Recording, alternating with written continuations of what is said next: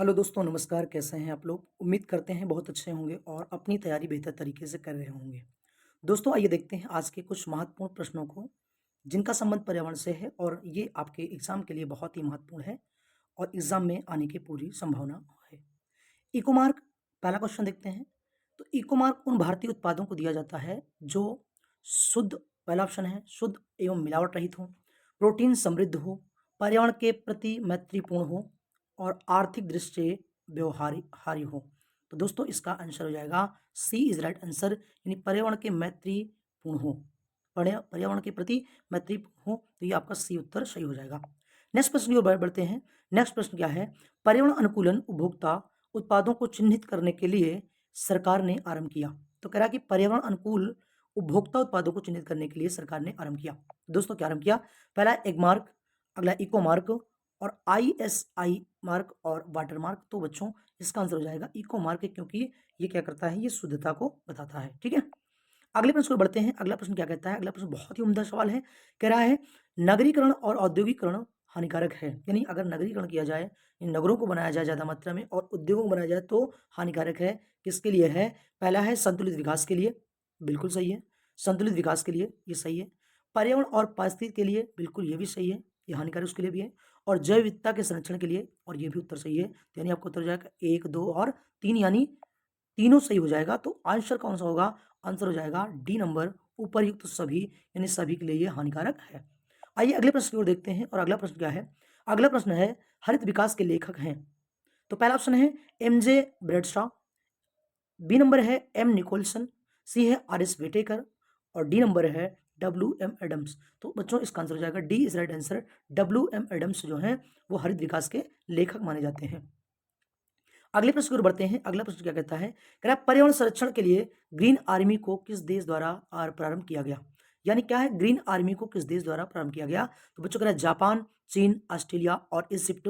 ये ऑस्ट्रेलिया के द्वारा प्रारंभ किया गया था। ठीक है, अगले प्रश्न की ओर बढ़ते हैं। अगला प्रश्न बहुत ही उम्दा है, बहुत ही इंपॉर्टेंट है, एग्जाम के लिए बहुत ही जरूरी है। कह रहा है ग्रीन वाश इंगित करता है। ग्रीन वाश यानी ये क्या इंगित करता है? तो पहला है झूम कृषि की प्रोन्नति, नदी जल का शुद्धिकरण, हरियाली हटाना और अगला है पर्यावरण संरक्षण का झूठा वादा करना। तो बच्चों, option number D is right answer, यानी क्या है? ग्रीन वाश का संबंध किससे है? तो पर्यावरण के प्रति झूठा वादे से इसका संबंध माना जाता है। ठीक है, तो ये इंपॉर्टेंट, बहुत ही इसको स्टार लगाइएगा, बहुत इंपॉर्टेंट सवाल है बच्चों, और ये एग्जाम के लिए बहुत ही जरूरी है और ये कई बार एग्जाम में पूछा गया है। तो ऑप्शन क्या हो जाएगा?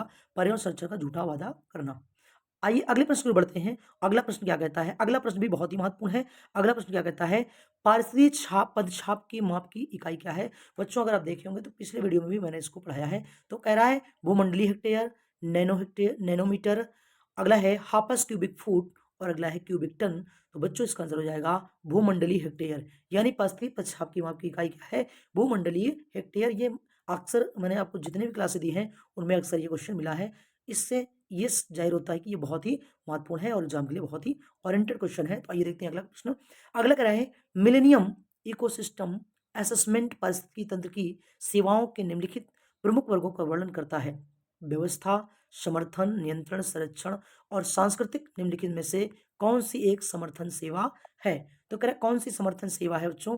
तो आइए देखते हैं। ऑप्शन नंबर ए कहता है खाद्यान्न और जल उत्पादन, जलवायु और रोग नियंत्रण, अगला है पोषण चक्र और फसल परागण और अगला है विविधता संरक्षण। तो दोस्तों, इसका आंसर हो जाएगा सी इज राइट आंसर, पोषण चक्रण और फसल परागण।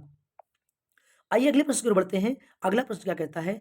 अगला प्रश्न है नीले कार्बन के संदर्भ में सत्य कथन की पहचान कीजिए। क्या कह रहा है? नीले कार्बन के संदर्भ में सत्य कथन की पहचान कीजिए। तो ये पहला ऑप्शन दिया गया है, या पेड़ पौधों द्वारा अवशोषित की जाने वाली कार्बन है, बिल्कुल गलत है। या समुद्री घास और अंतर्ज्वारी दलदलों में जमा होने वाली कार्बन है।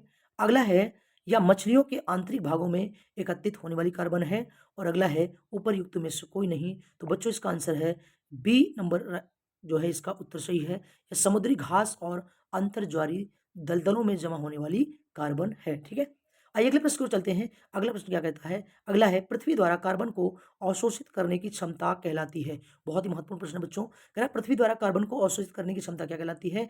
Earth Hour, carbon credit, carbon space और कार्बन फुटप्रिंट, तो इसका सी ऑप्शन राइट है, कार्बन स्पेस कहलाती है। यानी पृथ्वी द्वारा कार्बन को अवशोषित करने की क्षमता क्या कहलाती है? कार्बन स्पेस कहलाती है। आइए अगले प्रश्न की ओर चलते हैं। अगला प्रश्न क्या कहता है? अगला प्रश्न देखते हैं।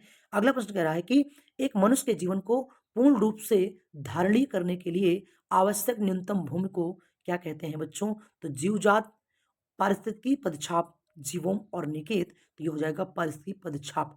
और इसकी इकाई क्या होती है? भूमंडलीय हेक्टेयर। मैंने इसको पहले भी बताया है, ठीक है। आइए अगले प्रश्न को चलते हैं। अगला प्रश्न बहुत ही जरूरी है, बहुत इंपॉर्टेंट। कह रहा है भारत में हरित भवन का मूल्यांकन निम्नलिखित में से किसके द्वारा नहीं किया जाता? दोस्तों ध्यान देना, कह रहा है नहीं किया जाता। कह रहा है लीड के द्वारा, गृह के द्वारा और आईजीबीसी के द्वारा और बीआईएस के द्वारा। तो बच्चों इसका आंसर क्या है? डी इज राइट आंसर, यानी बीआईएस के द्वारा, ठीक है। अगले प्रश्न को बढ़ते हैं। अगला प्रश्न क्या कहता है? कह रहा है कार्बन क्रेडिट की संकल्पना निम्नलिखित में से किस सम्मेलन द्वारा प्रस्तुत की गई? यानी इसमें जो में लिखा है ये थोड़ा सा ग्रांग है। कार्बन क्रेडिट की संकल्पना निम्नलिखित में से किस सम्मेलन द्वारा प्रस्तुत की गई? तो पहला है रियो डी जेनेरियो, ये जो ब्राजील में हुआ। मॉन्ट्रियल प्रोटोकॉल, ये जो कनाडा में हुआ था। क्योटो प्रोटोकॉल, ये जापान में हुआ था। और G8 शिखर वार्ता। तो बच्चों इसका सी आंसर राइट है, यानी क्योटो प्रोटोकॉल, इसमें कार्बन क्रेडिट की संकल्पना दी गई थी। अगले प्रश्न को बढ़ते हैं। अगला प्रश्न 16वां प्रश्न क्या कहता है?